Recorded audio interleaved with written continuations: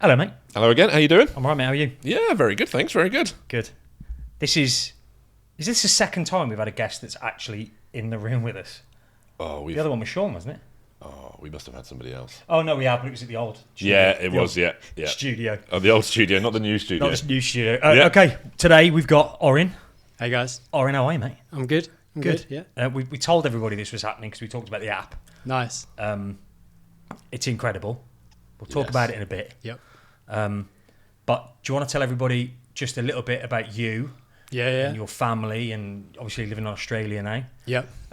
Just give us a rundown of you and your life and how you ended up where you are. My life. All right. Yeah. Have we got a couple of hours? Go for it. Yeah. Fill your boots, mate. So I'm English but live in Australia. Originally from Bury St Edmunds. Do you know Bury? No, yep. Yeah. Britain's floral town, smallest pub in the world. Oh, is it? Or it used to. Someone's made a smaller one, but yeah. Yeah. So I claim to fame. Great childhood. Went to Bath Uni, did mechanical engineering. Went into the corporate world, and then after a few years in the corporate world, I knew that it's just not my game. And set up a football company up north near Preston. Learned a lot of valuable lessons in business and life along the way. And then about 8 years ago, I went down to London at an event, a personal development event, and I bumped into this girl. Okay. And I knew her. I just had that. There was like, I swear I knew her from somewhere. And like this event, you spend like every 15 minutes, you would do an exercise, get up, go and meet a new partner, do an exercise, get up, meet. So I essentially stalked her. Every time we would get up, I'm like, get another 10 yards closer to her. Lad. Yeah. And well, it paid off. Oh my God. It sounds like exercise swinging. It's like, yeah, we'll do 15 minutes and move on. Oh, that one. Yeah. Hey, we should all do it. Not other people, but yeah. Anyway, we partnered for this exercise, and that was it. We just had an incredible time, and then came to the end of the weekend. I'm like, can I have your number? And she's like, you can, but I'm going back to Australia tomorrow. All right, okay. What are we going to do about this? And it's like, we'll just keep talking. She's coming to the end of her 2-year visa, working in the UK. She went back to Oz, and it was December, and I was messaging her saying how cold it was in England at the time, and she's like, it's really hot in Melbourne. I'm like, I'll come out for Christmas. And she's like, go on then. And she didn't realise at the time how reckless I was. I was going to say, was she like, all right. Yeah, not thinking you actually completely. would. So I booked my flights. I'm at the airport. What? I flew out on Christmas Day, and she had to come pick me up from the airport. Wow. She came, took me back to her mum's place, and then her family's there, and like, who's this? And he's like, this is Orrin. He's staying for the week.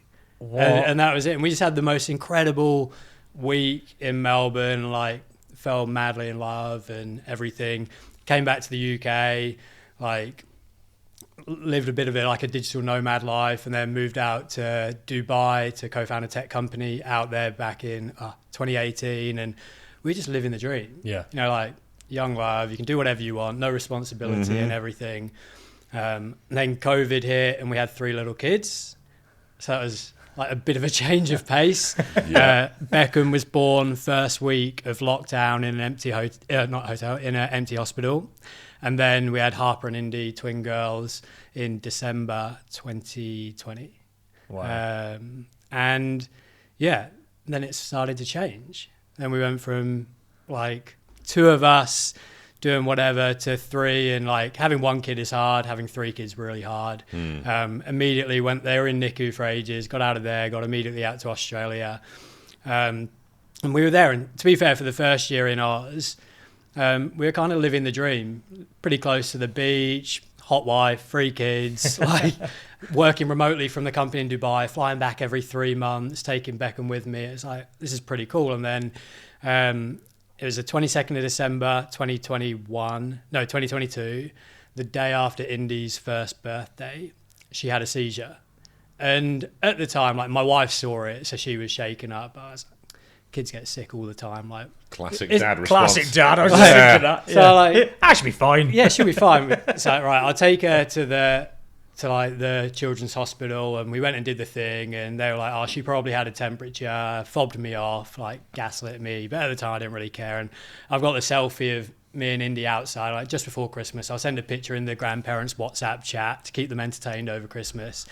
And I just look back at that photo because that, I think, was the first day of a new life for us, a life we weren't ready for in any way, shape or form.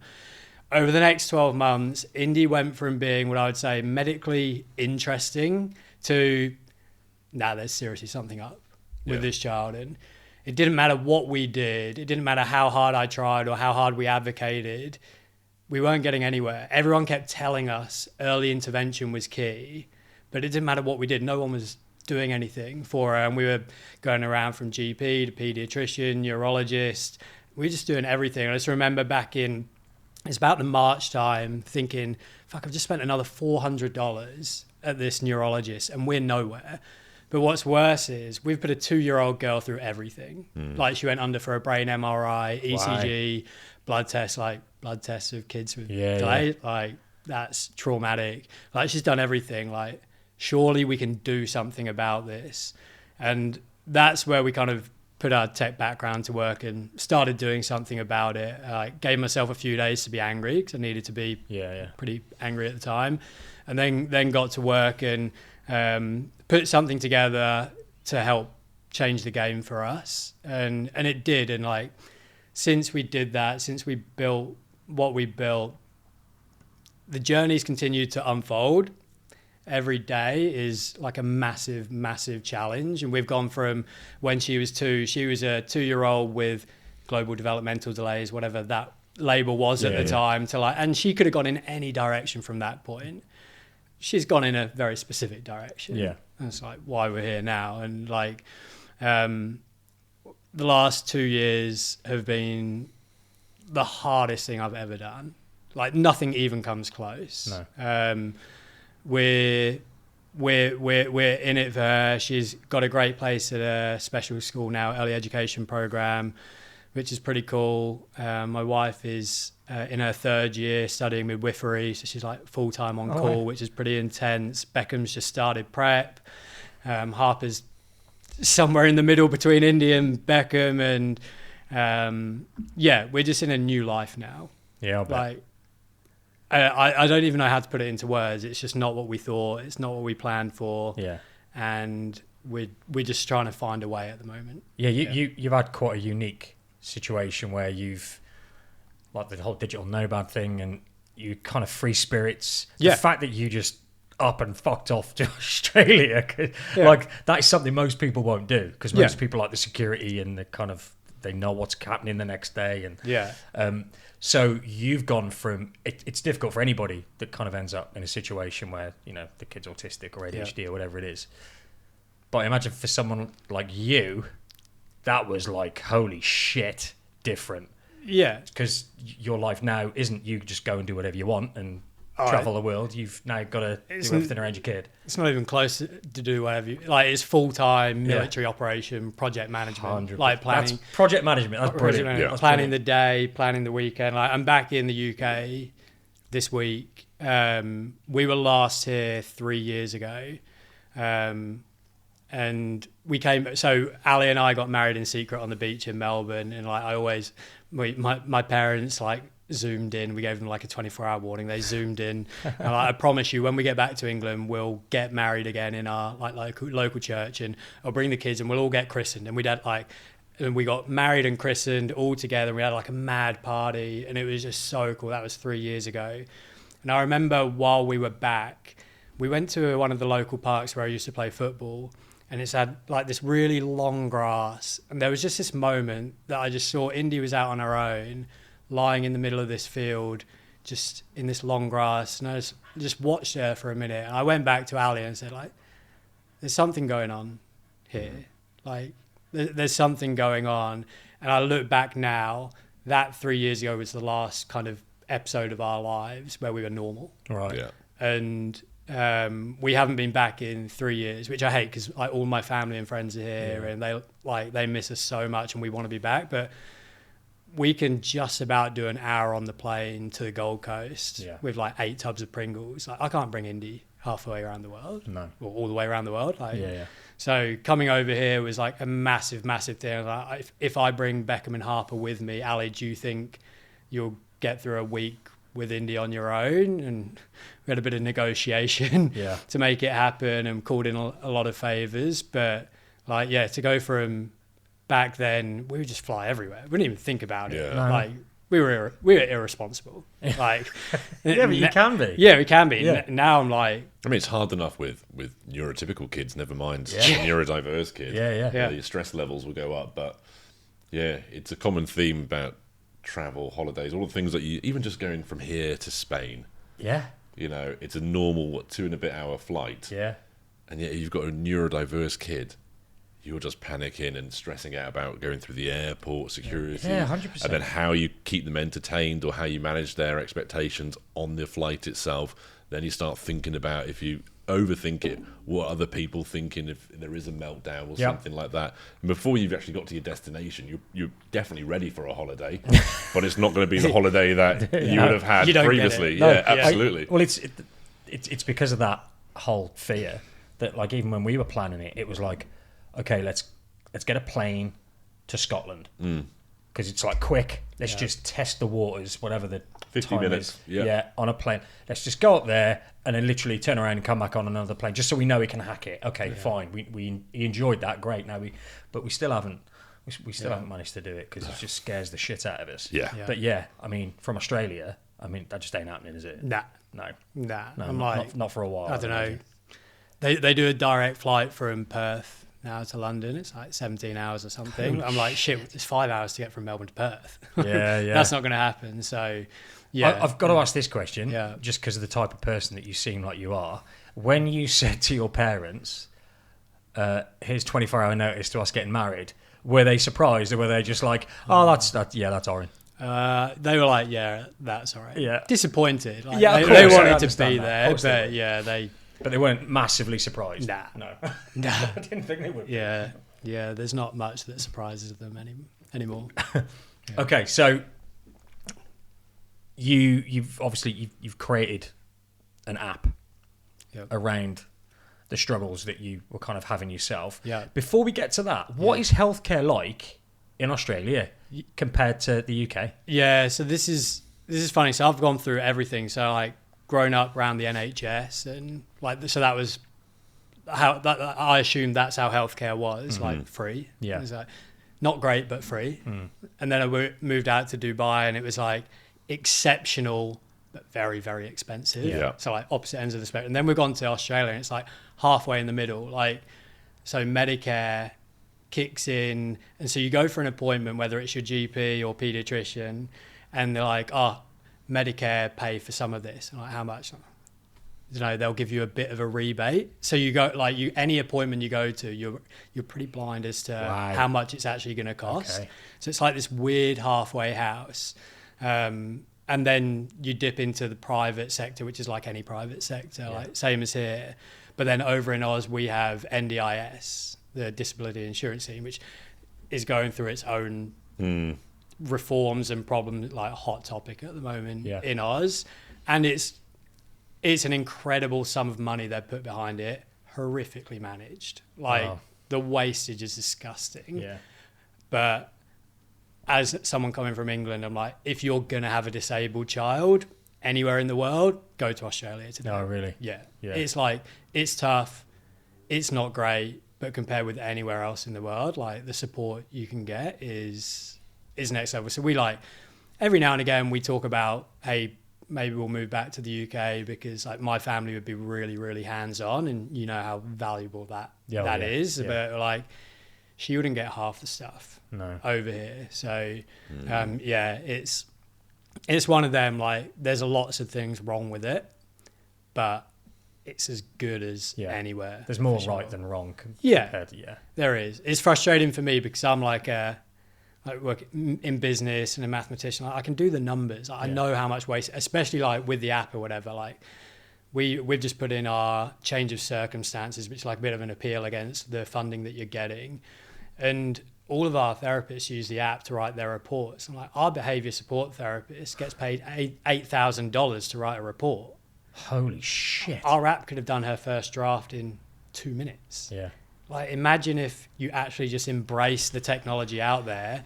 Like, there's enough money there for everyone. There's enough money for the professionals that need it to be insanely good at their jobs, and the people that need the support to get what they need. Yeah. It's never going to happen with the amount of wastage. Yeah, without spending all that money on the bureaucracy of it all. Bureaucracy and just like the complete misunderstanding. Like, every time they do an announcement, you watch it, and like you've done this in the UK, you watch them and you're like, okay, I can see there's well-meaning there.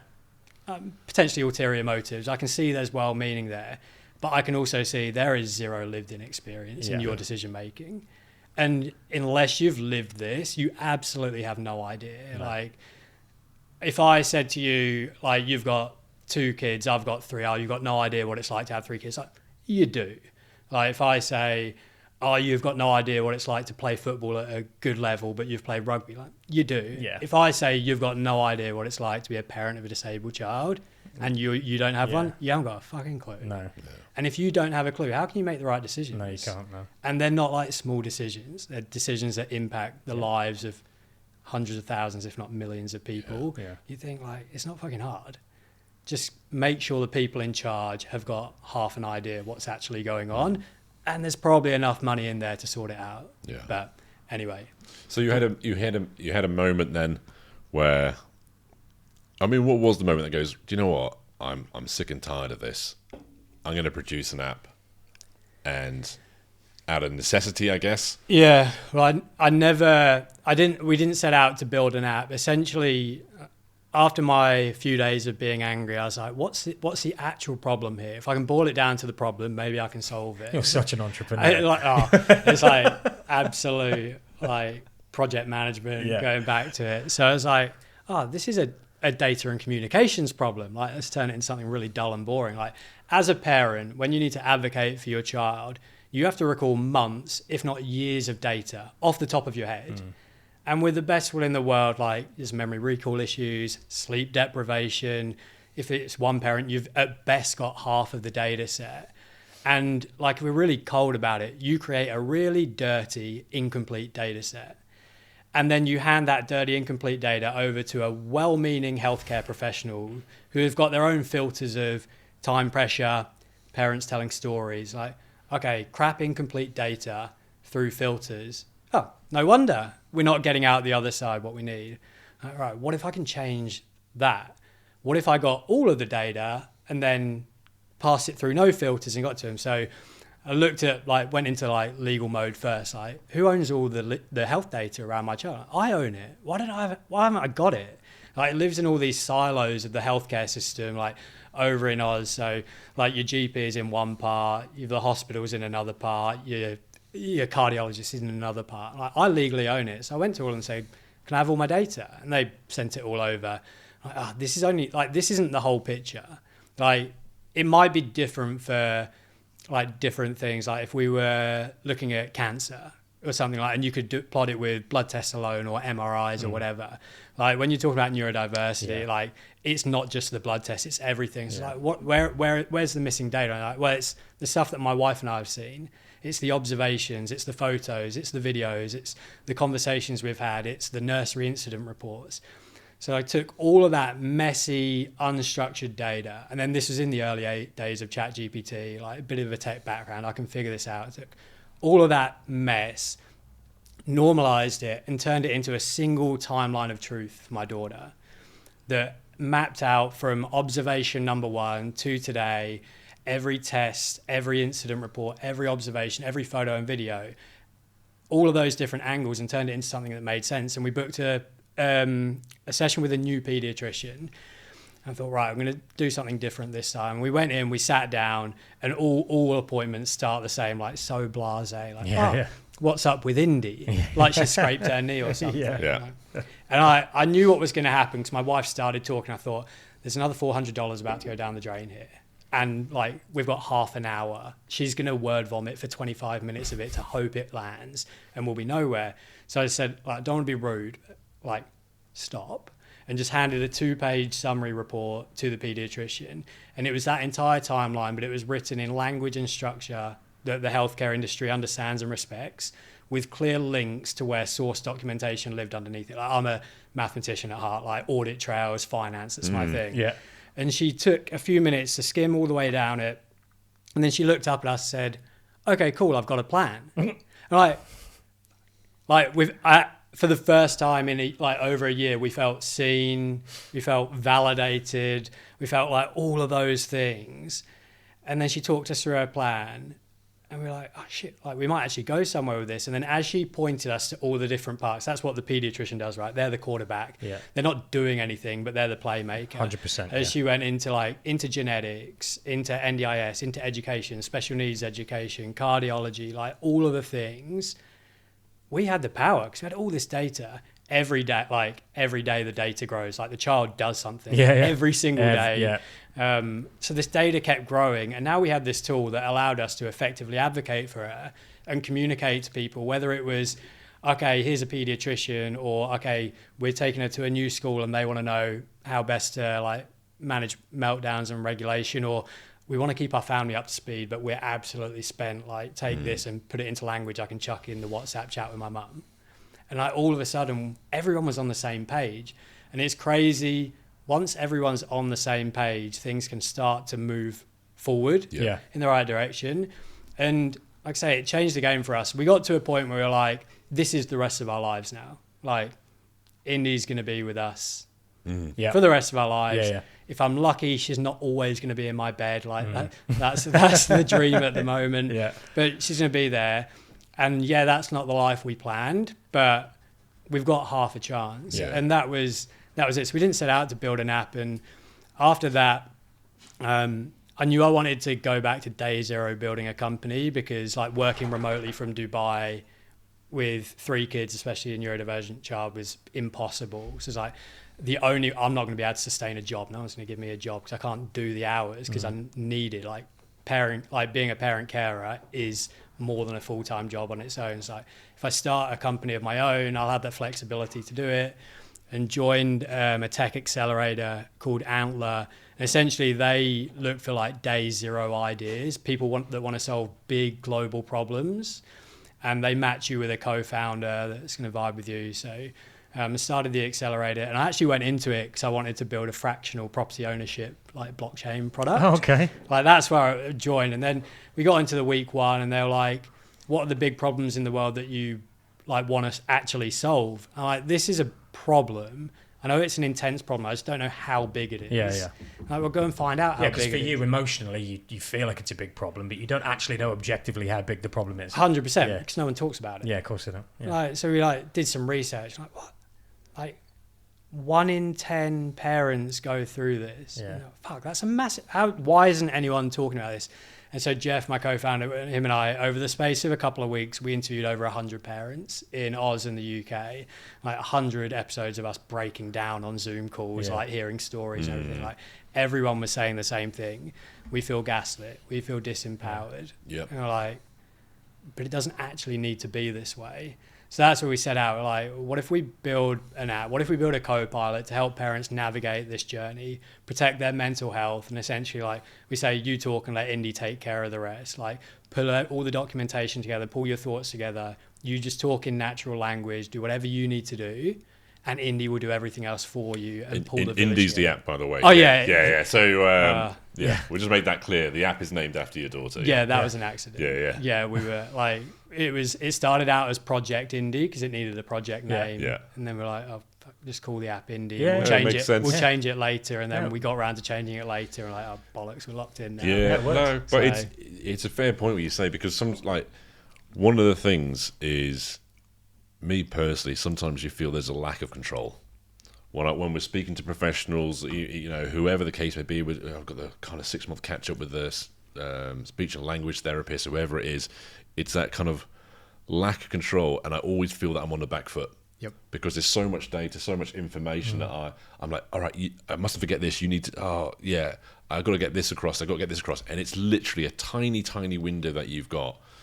And to be able to have something where I can go, everything is contained in one place, and it evolves as my daughter Lydia grows. Yeah. It doesn't stay there. We just keep adding to it, and it will help me through that process. And as you say, get straight to the point. Yeah. And how do you, like in that moment, how do you perform, and what's the lived in experience when you're on the back foot? Yeah. And not just for that, like for your whole life. Yeah.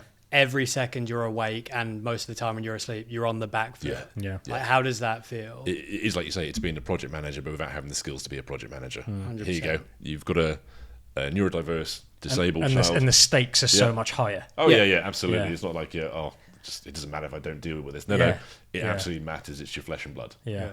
Yeah. And the point as well, when you said about obviously people feeling gaslit, it's not that all healthcare professionals are out there actually gaslighting people, but it's that feeling of being gaslit. Some probably are gaslighting people, but again, it's because on both sides, even on the healthcare side, they haven't got all the data, particularly the stuff from the parent themselves, like even the feelings they have. Like I've got a feeling, like my wife Mish, like she's just got this sixth sense that a lot of mums seem to have.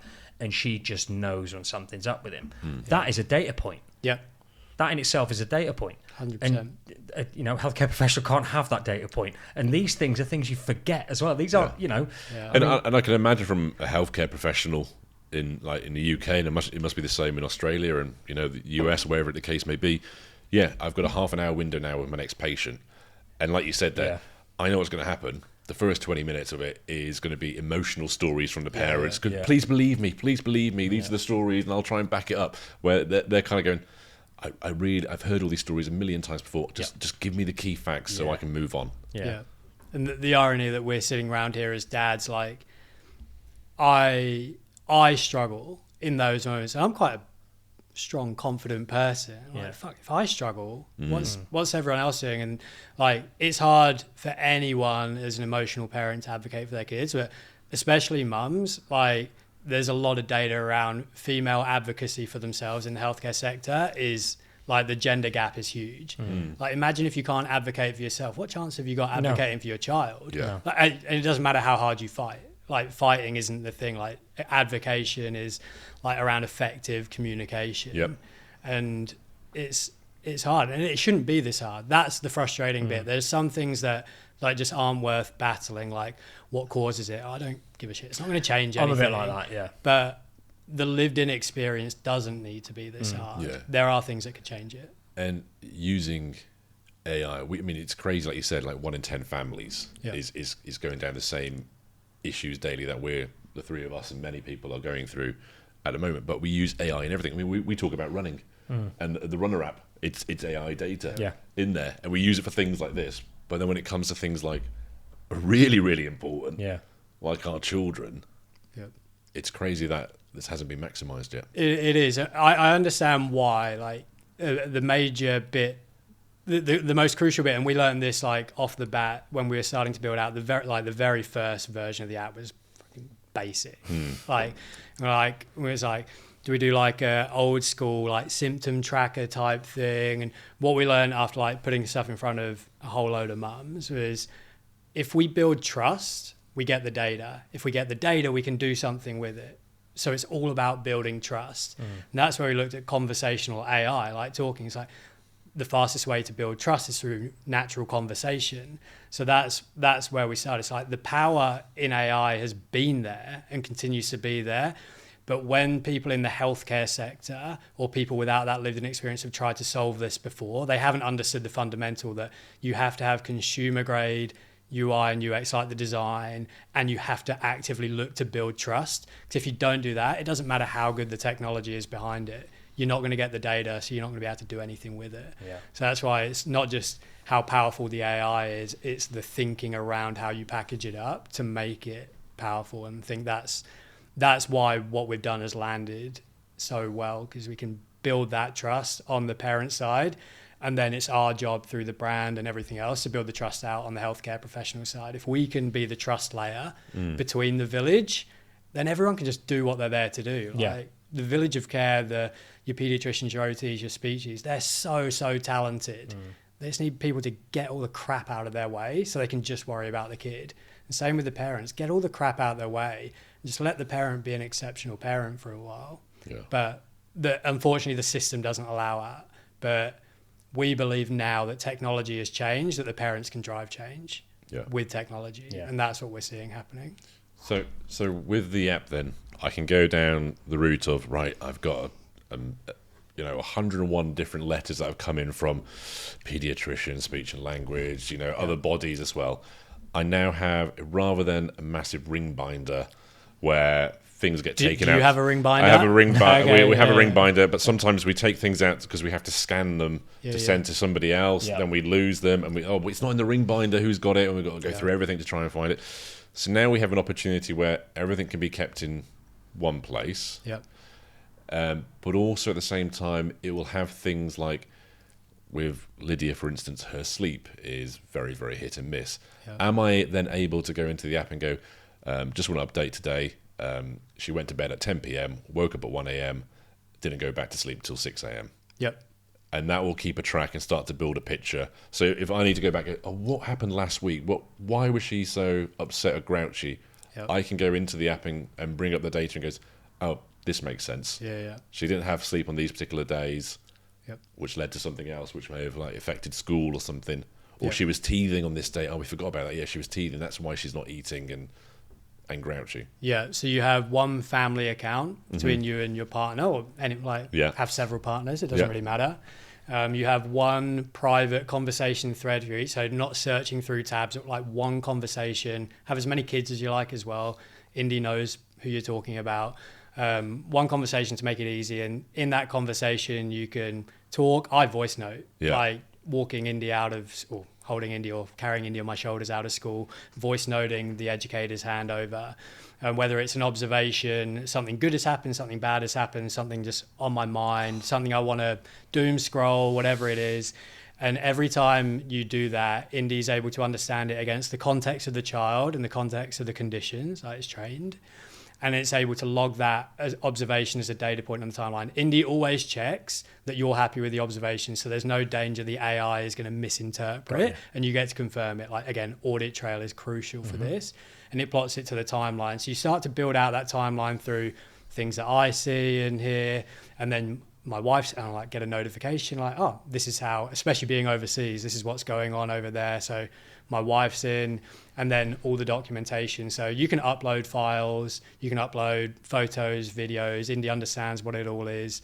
Probably the coolest feature that I'm most proud of, leaning into my accounting background, was uploading files sucks. With my expenses, I just forward them to an email address and it's all there. So we built that. So oh, nice. Any files you have attached to your emails, or the email itself, you just forward it to Indy, or you add it as on CC to your bit. Or the best thing is, all of the practices that we work with out in Oz load that Indy email address into their practice management software. So all of the communication, regardless of who reads it, automatically syncs into Indy. When the email comes in, Indy's able to read the body of the email and all the attachments, extract all of the data points, so it's on the timeline. So you've got a really, really rich, media-rich timeline. But then all the documents are there for you. The emails are there for you. So you're like, oh shit, we just did handover and the kinder want to apply for more funding or whatever, and they need the last 3 months of documents. Click, click, forward. Kinder have got it. No searching through ring binders, Google Drives, whatever it is. And it's there. And we're really leaning into what parents need. And our vision is the entire journey from a admin project management perspective should live within the app. So you shouldn't need WhatsApp, you shouldn't need notes, and we're nearly there. There's a calendar function in there that now syncs with all of the practices. So I'm like, oh shit, I actually know when OT is happening now. And I can push it to my work calendar.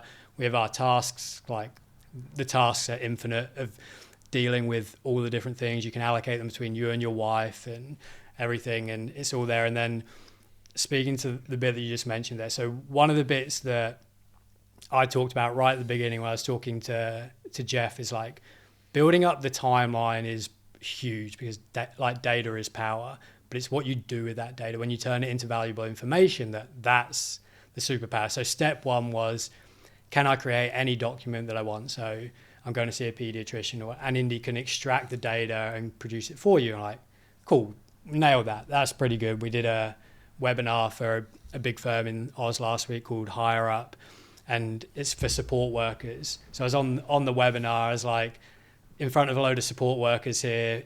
If I wanted to bring a new support worker in, give me a 2-page summary of what Indy's like so they could decide. And Indy smashed it out, got it to them, looked awesome. what if we can go the next step and start to join dots that no one else can see? Okay, so you talk about sleep. I always talk about like our medication journey and everything. Like, we can already track the medication. We can already track the sleep. What we're just testing at the moment, so this isn't out yet, apart from like our closed group, is you can go into Indy and you can pick whatever topic it is that you want, whatever goal, whatever strategy, whatever you're working on, and say, hey, Indy, I want to start tracking X. So I did one yesterday. I want to start tracking regulation and meltdowns. What do you want to track around it? I want to track frequency, intensity, what we did to try and like de-escalate it and everything. And Indy is now able to spin up a whole new module unique to you that just tracks that. I'm like, cool, go back in over the last 2 years and give me a starting point. And now it's able to do it. So every time I voice note, shit meltdown, Bluey saved us after half an hour, whatever it is, not only is it going to the timeline, it's going to that unique Indy tracks. And then the cool thing so this is the cool thing, and I didn't realize when we were building this. I was speaking to one of our investors. He was like, so if you have a tracks for medication, sleep, and meltdowns, is Indy able to join the dots between the three? I was going to say triggers. Yeah. I was like, oh yeah, it is. Oh, great idea. Yeah. Thanks for that. And that's what it can do. So that's what we're testing at the moment. So we had like a call with a load of clinic owners. Like, if you've got a caseload of 30 kids, how many unique goals or strategies are you tracking at any one time? And they're like 100. You're not going to build software that can like build like but with AI, with the engineers that we've got and their attitude to how they build, like, they're magic. They're cool. Coming up with some cool stuff. Like, it's not perfect yet. No. We know that. 12 months ago, it was a chat feed. Now it's spinning up this kind of stuff. And data is power, whether it's being able to actually implement positive strategies or whether you're applying for funding. Like in ours, they talk about NDIS. It's all evidentiary based. Yep. I assume that's the same over here for EHCPs. Like, cool. Got the evidence. Yeah. How do you want me to spin it up? Yeah. Like, you can make me feel crap as a parent on a phone. Like, you can come at me to try and drive down our requests, but you can't argue with the data anymore. That's the huge thing. The amount of parents that could avoid going to tribunal. Oh my God. Because they couldn't be rejected because the data's there. Something else you said. Sorry, buddy. No, something else you said. Educator handover. Yeah. There must be so many instances. I hadn't thought of that. There must be so many instances where you find yourself using Indy where you didn't think you'd use it. Yeah. So, I was thinking medical appointments, behaviours, things like that. I didn't think just picked up your kid, just had the handover. You could just take a note there. Like, you're walking with Indy, you can just voice note a note, 5 seconds, boom, that's in, you forget about it. There's none of this, when I get home I need to remember I've got to do this, I've got to do that. It's just boom, done. Straight in. She had lunch today, this is what she had. She didn't have this again, she threw it on the floor. Yeah. Had a meltdown at 2 o'clock. The handover book we get from school, you could literally open a page, you could take a photo of it every day of the week. And there's always extra stuff from the teachers that isn't in the handbook. Oh, we managed to get her down the corridor today. Yeah. We managed to actually walk her to a different space today. You're like, I must remember to say straight in there. There's so much data you could give it. And not just that, I was going to say... I can tell we're excited. How many parents do we hear from that are going through, like you say, EHCP process or anything else like that, and they're just so overwhelmed. But it's because they've never in their lives had to go through something like this where everyone's going, provide me with evidence, give me data. And they're like, I don't know how to put it down on paper. I don't know where to start. I'm not that sort of person. I can't write these sort of eloquent emails and stuff like that. You'd be like, and sometimes we know there are kids that don't get the attention or the assistance they need because no fault of the parents are just so overwhelmed. They don't know how to tackle it or where to start. Yeah, and they're not solicitors or anything. They don't know how to do this stuff. You're not, are you? And they shouldn't need to know. You shouldn't need to be. But this here is going to go, right, I'm going to basically hold your hand. Yep. You give me the information, you tell me what you want, and when you require it, I'm going to hold your hand and get you through that process. 100%. You talked about educators, and so it started off with the handovers. Actually, like, if I rewind it, Ben, 12 months ago, this was a parent app. We're like, parents are our heroes. How do we make their lives easier? And we're like, oh shit, we're building in healthcare and AI. There's probably going to be some people judging us here.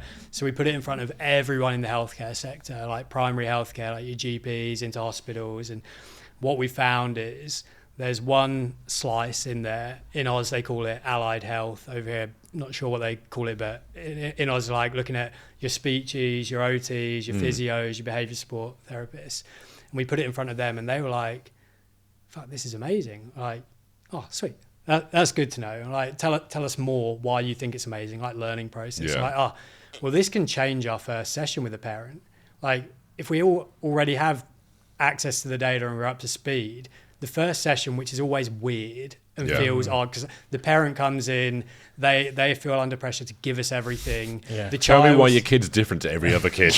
Yeah, you're like, oh. Yeah. And the parent's thinking, I'm spending $300 here, please do something with the child. And then the OT is sitting there feeling guilty that they're not able to do it. Like, you can change that first session. And they're like, if we can get line of sight to all this data in real time, it means when we're planning our sessions, we can actually plan for what's actually happening in the child's life instead of the guesswork. So after every session, we give the parents homework, or they don't call it that, but that's what you get given.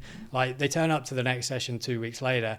Have they done it and it's worked? Have they done it and it's not worked? Has something else happened in life? Has one of the other like clinicians tried something else? Like, they can go into every session, like, finger on the pulse and be so good at the sessions because they just know what's going on. And we're like, cool, like let's build this for parents and allied health clinicians because they're like first line of defense for the kids, biggest advocate for the kids other than the parents themselves. Like they're the heroes of the parents, they're the secondary heroes. So we built it as that, and then the more we started building out, we kept seeing in the data, we were like, the more connected the village of care is, the data increases. The more data, the more visibility. The more visibility, the better. Like, we're doing everything for outcomes. Like, we're here to improve the lived-in experience and the outcomes for 1 million families around the world. Like, that's every day we center ourselves on that. Like, if we can increase connection, we can do that. So at the moment, you have Indie, the parent app, and you have Indie, the clinic app. So all of your clinicians can have their portal, their visibility, feeds things. And like, the reality is it's only half of the village. Like, the kids are at school, whatever school they go to, more than they're with the clinicians.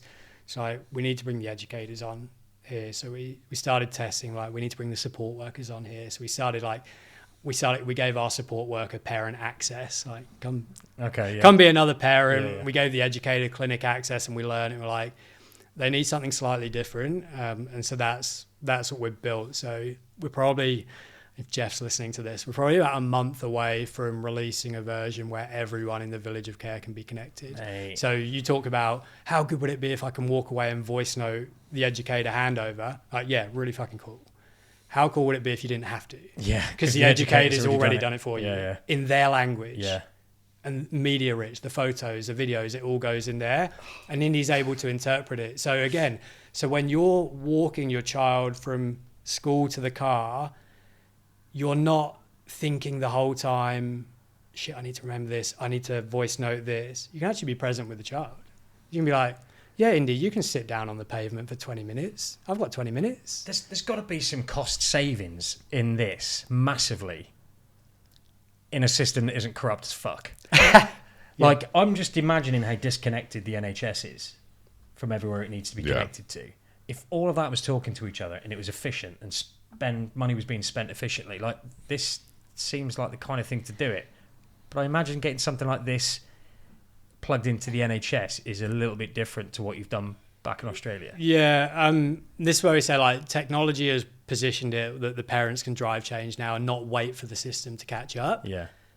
I have belief, because we have to believe in something. I have belief that when we get to the point where we reach that burden of proof, it will be undeniable. Yeah. And the decision makers will go like, this is a no-brainer. Yeah. And like, people say like, oh, but there's an NHS app. Like, have you tried? Oh, it was so shit. I keep getting shit. Same in Oz. They're like, oh, have you tried the it's Gov app or something like yes. But again, it contains like 5% of the data. Even if the NHS app worked well, it still is nowhere near what this is. It's not as advanced as this. No, it's not. It's nowhere near. Yeah. It's like being on VHS when there's still like digital here. It's crazy. They're on analog still. Yeah, and we're like I said, our goal is 1 million families, and there's a reason for that. Again, going back to my mathematician, the data side, I'm like, when you can map out 1 million journeys, because these aren't straight line journeys, right? How this expresses for a family is fucking all over the place. Yeah. If we can map out 1 million journeys of what a level 3 autistic child looks like in Oz versus a level 3 autistic child in the UK, or profound, or whatever the word, I don't know, or ADHD or whatever it is. Imagine what we could do with all that data and understanding. Like we could actually change the way people get diagnosed. We could change intervention. If the TGA are listening, we are not a medical device. We are not diagnosing at present. Yeah. But we can when we get there. But if not, that can be used to diagnose. 100%. You know, so like, and you can actually change the game. Like we talk about, like I've been over in the UK 3 days now, and this is the first chance I've had to breathe in 3 years. Yeah. And I'm like not on break. Like if we were in Oz right now, I'd have cried hard like for most of this conversation. But I'm okay. I'm like, there's millions of families around the world now that are living on edge, and it's not on edge. It's on edge like frontline battlefield. We say this, don't we? The PTSD. Yeah, but it doesn't actually need to be that way. Like, it's all like your child. Like, it's always going to be tough in a way, but it doesn't need to be this tough. No, I mean, we find a lot of the stories that we hear, actually a lot of the things that break people, they get broken because it's something that didn't need to happen. Yeah. When it's a big deal, you've already accepted that those big things come with your child. You've already accepted it, and you're fine with it. But when the things happen that don't need to happen, that's the thing that breaks people. Yeah. Like the thing we get pissed off about, like you say, you know, we talk about it as dad. Yeah, we talk about it as dads, and it's exactly the same for mums. But from a dad's perspective, you go through, life's going to be slightly different. It's not the kid that you thought you were going to have, and all the experiences that you mentally had pictured already. I'm going to take them to the footy or the rugby, or they're going to be a gymnast, or all these sort of things that are going to happen. They're going to get married one day. You come to terms with that, and you make peace with it, and you know you're going to be on a different journey. And then you just get slapped in the face with, how on earth am I supposed to navigate the system, in inverted commas, and then do the best I can to advocate and just get my child what he or she needs, again, going into that phrase, so they can fulfill their potential, whatever it looks like. And that, for me as a parent, is a thing that really breaks my balls and will piss me off. It's just like you say, the incompetence of the system sometimes, or just trying to understand everything on top of, hey, you've got to go to work, you've got these bills to pay, you've got to have a normal life, you've got to do this, you've got to do that. And then you've got this massive, like you said, project that you're going to be managing for the rest of your life with very, very little assistance, apart from speaking to another parent and, how did you handle this? Oh, try this, or it depends what postcode you're in. That's the other one. Whereas now the postcode lottery of healthcare for disabled children. Whereas now we could have something which really does alleviate that stress. When you say it's not perfect yet, I also imagine you're the type of person, if I was to use it, I'd go, this is fucking perfect. But because you've created it, you're like, that's not quite right yet. So I'm our biggest... I'm on QA, right? I'm on quality. I'm our biggest critic, and there's a reason. So in the world of tech, like, if you're going to build any kind of tech company, they always talk about like shit before it's ready. Like, that's how you build technology. Like, you get it to the minimum viable product, you get it out there, and the feedback is what, and that's what supercharges you. And I said to Jeff, like, back a year ago, I said, we've got 2 rules building this company. Like, rule number 1 is no ego. Like, this project is too big, too important for anyone to get in the way of it. Awesome. And rule number 2 is, we are not going to risk putting a parent who's already on the edge further over the edge. So yeah, we need to test on me. I'll find safe places to test on me, I want to use it. Yeah. 100%. we're not risking it, so it's meant we've had to go a bit slower, and I've had to be a bit more strategic with how we've raised money and go about stuff. I'm not prepared to burn 100 parents so we can get our app better. So yeah, it's not perfect. I think we got to the point, we started in January, we started rolling out with clinics, and we called it a design partnership, like release it to a few parents and we can all learn. And I'm like, cool. In January, it was at the point where I'm like, no one's going to leave with a worse experience. It's like, how much better? And I think my wife was like, she was my litmus test, because like, I'm not going to force her to do anything in life, especially like she's got enough going on without this. I'm like, the app's there when you need it. And January went by and it's like, oh, not really using the app yet. And then I'm like, we changed the agentic flow behind. So we went from like in tech world, we went from being a wrapper on top of a big LLM to our own unique agentic, like really powerful. Indy went from being able to talk to you to actually Indy can go and do things for you. Okay. And I'm like, Ali, it's good. And she's like, okay, give me a try. Like 1 week later, she's our number one user, like super user. And like, cool, we've hit that point now. Like I can confidently go and say to any parent, whether your child is disabled or whether you've just had your first baby and you're like, you really care, this is going to be really beneficial for you. Like really beneficial. And I've had a few people along the way go, I don't think I'm ever going to need your app. I was like, oh yeah, I probably thought that for a few years. But don't worry, because if you ever do need your app, the app, I promise you it's going to work. And again, if someone says, I'm not going to need your app, then great. Yeah. If you don't Fingers need it, crossed. awesome. Yeah. That's great. A lot of families would really benefit from it. Yeah. And obviously you just said then like the first version was like a wrapper and an LLM. An LLM, for anyone that doesn't know what that is, it's a large language model. It's like ChatGPT, which everybody's heard of, even if they've never used it. Yeah. It's not just ChatGPT. It's not like download ChatGPT and you're off. No. Yeah. Okay. Can I use it? I want it. Yeah. Like, you're not leaving this room unless we get it. Yeah, I mean, we're pushing. I've got so much paperwork.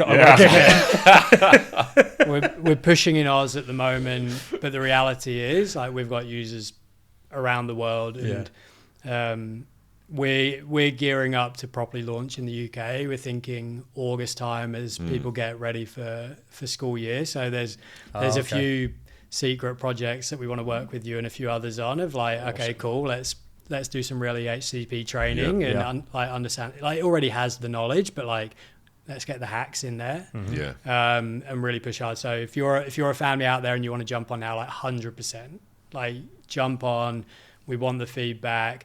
If you want half an hour of my time for me to onboard you, like if a family needs help, like I'll do it. I just want. Yeah, I know you will. We just want the families to like have it and it really make a difference. So yeah, people can jump on now, and then we're really listening to parents and clinicians and educators. Like, what is the next thing that we actually need to build that's going to change that lived-in experience for you, that can change the world for the child? And the speed that the team are building now is crazy, like absolutely crazy. To the point in December, we were looking at our product roadmap, and we're going out, and I'm like, Jeff, everything in the app is looking good, but I still have my to-do list in my notes. Yeah. I'm like, get that in. He's like, can't get it in yet. I need to do this. And I just said, go on, if you do this one for me, I'll let you plan the rest of it. And we sat down there. An hour later, he had built it and deployed it. Wow. And it was crazy. And it's like, okay, cool. We can move fast. It didn't look the prettiest to-do list, but it meant I didn't need notes anymore. Yeah. And then I was like, Jeff, can Ali see the to-do list? He's like, yeah, you can actually allocate them to her now. Oh, you can allocate them. And so Ali took a screenshot, and we've got the message. She took a screenshot of the to-do list, and she WhatsApped me, and she goes, I didn't realize we had this much to do. Like, yeah, because generally you pick roles in this, and I've been the project manager. She had no idea. And this is where we really look at for parents, like, the second parent, if it is a second parent, they can only contribute to the amount like they actually know they can see. And so if they can't see most of it, you can't expect them to contribute. No. And so giving that shared view changes that. And that's also really good for many families where the parents are split up. Yeah. Yeah. Because now you've got a clear, right, okay, what needs to be done for our child as well. And it's there in black and white. Yeah. That's amazing. That's a really good point. Yeah, because, and again, in a lot of situations, these parents don't necessarily want to be having phone calls with each other because, you know, things might not have ended as amicably as you'd like, but if they could just still see what's the important bit, and that's the child's needs. Yeah. Yeah. I mean, that. Yeah. That's going to be huge. We got off that call, didn't we? And, like, for anyone listening, like we said to you at the time, actually, when people reach out because they've got this thing that they want to talk about, 9 times out of 10, we're like, is it that good? Like, are you, and whatever it is, whether it's an app or a service, anything. And it's like, is it? Because we've been burnt a few times. And we ended up getting back in touch with you. And we got off the call after you showed us the app, which you say isn't perfect yet. But we were like looking at you use it. And we were like, oh, wow, great. We got the call. Me and him were like, what the fuck? That is amazing. Yeah. And when was that? No, that was six months ago? Yeah, January? That was a while ago, yeah. So, and obviously you've clearly done a lot more since then. But, mate, I think it's really exciting. Yeah, very, very exciting. The amount of people this is going to help. Yeah. And again, I go back and I look at it like, oh, I wish I had that from day one. Early intervention side of stuff. You know, even like in the UK at the moment, when it is officially launched in the UK, so, you know, even if it doesn't feed into the NHS or anybody else at the moment, you now have a personal assistant, project manager, all wrapped in one. Yeah. Even without all those connections, it's very valuable. You know, even without that, we were excited. Yeah.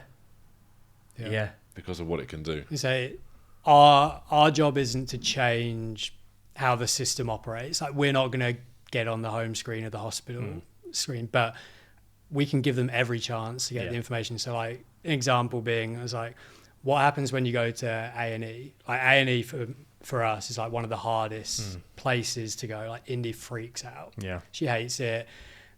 They're not really trained on how to deal with like this specific condition or anything. And like, when we get there, you have that moment where they triage you, and we're like, we need to get over to them in seconds, that if they chuck us in the waiting room with everyone else, like, everyone's going to know about it pretty quickly. So how do we do that? Like, we know from like triage nurses what the important things they need. India already has all that information. Okay, cool. What if in the profile there was a button you press and it pulled up your emergency profile and it had everything for the triage nurse, your NHS number or whatever? And we're like, cool. That we can do very quickly. And I'm like, yeah, but then do you know what happens when you're in there? The doctors walk around and they take photos of your phones and stuff, like, generate a QR code so they can scan it and just have it there straight away. Like, we don't need to infiltrate their IT system, but if we can give them the information in a very easy way, they're going to take it. Because they want the data. Of course they do. And they want to get it as easily as possible. Exactly. Yeah. And they don't want to be quizzing us on it. So, like, just looking at all those different scenarios. Well, these are stuff that I hadn't even thought about. No, that's when he said before about the educational, like, they're taking the note after coming out of school. It's just all these little tiny kind of nuances and things that you think. Yeah, you don't realise. You don't realise you use it until you go to use it, or you come to need it, or you're sitting in A&E and you know, the shit hits the fan. Yeah. Fuck, if only we had XYZ. Yeah. How, like, obviously you had this the dream. Yeah. Has it gone beyond what you thought it was going to be? I don't know. In the thick of it, thick of it every day, I like live. We have so we use Slack internally, the messaging system, and I hammer the team every day to get close to the data, like really understand what's going on. So we have one channel where it dings every time someone signs up. Like, it dings if anyone like expires their account or whatever. Yeah. Like, I let the team know. I said, every time that channel dings, like, my heart jumps. Like, literally. And they're like, it's not designed for that. I don't give a shit if it's not designed for that. Like, because I know what this is like. Yeah. Like, that's it. So right now, like, I'm in there every day. I'm like, that mum there. Yeah. In that part of the world that we've never been to. Yeah. Or there's, oh shit, she's she messaged us on Instagram. Oh shit, that's the clinician in Queensland that we've not even spoken to yet has recommended it to someone. Yeah. I'm like, oh, that feels good. So we're in that stage where I can just see everything line by line. Try not to get too caught up with it, because the reality is, like, and people might think this is bullshit, but it genuinely isn't. Like, a lot of people build tech companies to make a shit ton of money. Mm-hmm. I don't care. Like, I genuinely don't care. But knowing that another family whose life has been literally turned upside down, like literally they're living a different life to what they expected, if we can help them, like we've done something. So if we just stay glued to that, glued to hearing back like what's working, what's not, then that's there, and everything else will take care of itself. We don't need to worry about it. So I mean, we've achieved more in the first 12 months than I thought we were going to, for sure. But I feel like we've earned it. Yeah, we've earned it by sticking to our guns, doing things the way we want. Like, we're truly values driven. We're like gratitude, family. Your impact. integrity's on point, mate. I can tell that. You are 100%. like, And then we're like, internally, we're like, this journey is really fucking hard. Whether you're a parent carer or building a startup, or a parent carer building, like, it's really hard. Yeah. So we need to find a way that this journey is fun.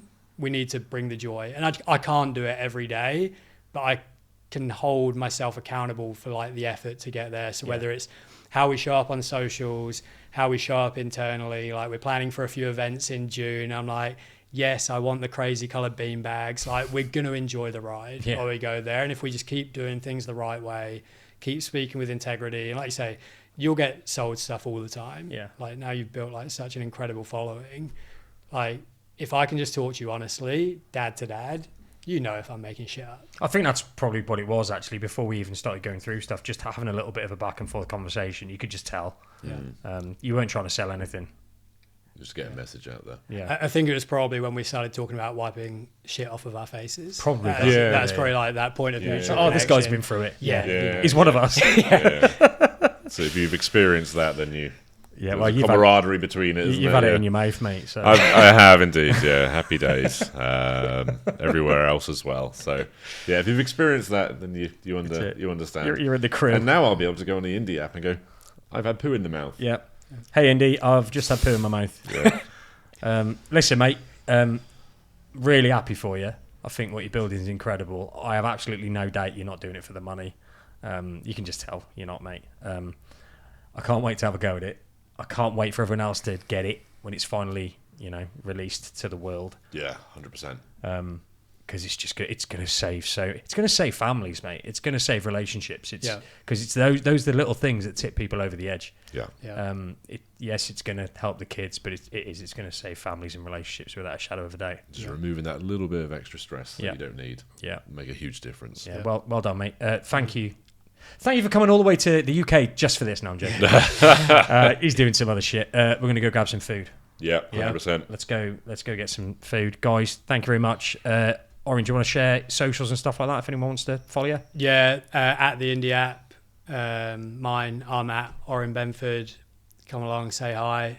I'm happy to chat to anyone. Fantastic. Yeah. Awesome. Fantastic. And that's why we're wearing these shirts. That's the Indie app shirts, so thank you very much. Thank you, mate. And for anyone that doesn't know, he brought some Tim Tams as well. They're like the best penguins ever. You can only get them in Australia. Thank you, mate. Lovely. Nice one. Cheers, buddy. Thank you. Very Cheers, much. guys. Bye. Cheers. Bye.